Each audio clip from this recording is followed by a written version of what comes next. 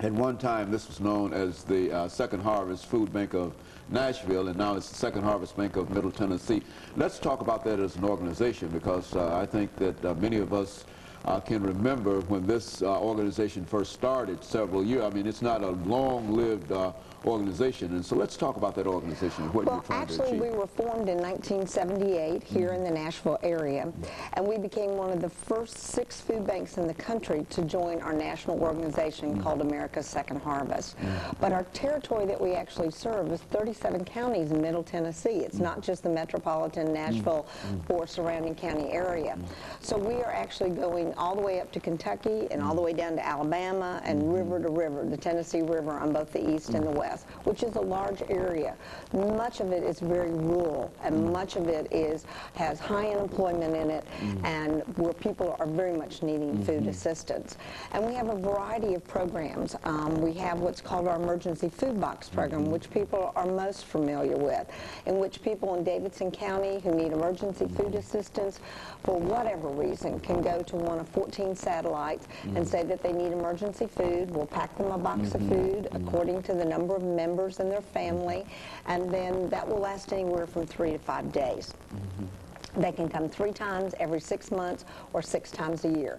It is not a supplemental feeding program, but it is to be used for those individuals who need some kind of temporary emergency assistance. Our food recovery program, in which we distribute, well, what we do is we solicit food from the food industry and then distribute it to nonprofit agencies such as the Union Rescue Mission or a low-income daycare center or a mental health rehabilitation facility that has a meal component as part of their program. And so we distribute about 8 million pounds of food a year in that program alone. We also have a feeding program for children who live in low-income areas called Kids Cafe.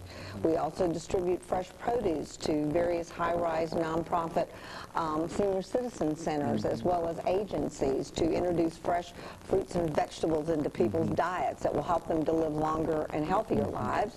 And we now have a new project called Project Reserve, or at Preserve, and it's our own canning project in which we are taking donated product and we're turning it into a product with long shelf life that we can distribute for many years to come in our emergency food box to our agencies, however we would need to do that. And so you've got, for all practical purposes, you've got a canning company. Is that what? Well, it's kind of like that. Yeah, it really does. What we're doing is taking donated product, and then we're making our own soup. We've done chili, we've done beef stew, we've done turkey and rice, and we've done bean and rice.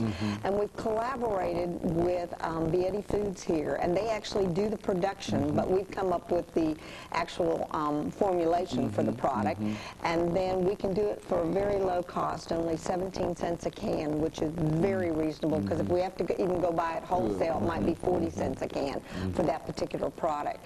And that's something that will give us long shelf life that we put in every emergency food box, and our agencies absolutely love. And so in a real sense, when we talk about hunger in Nashville and the Second Harvest Food Bank of Middle Tennessee, you're involved in just a whole variety of things that people probably never thought in terms of you being involved in at this particular point.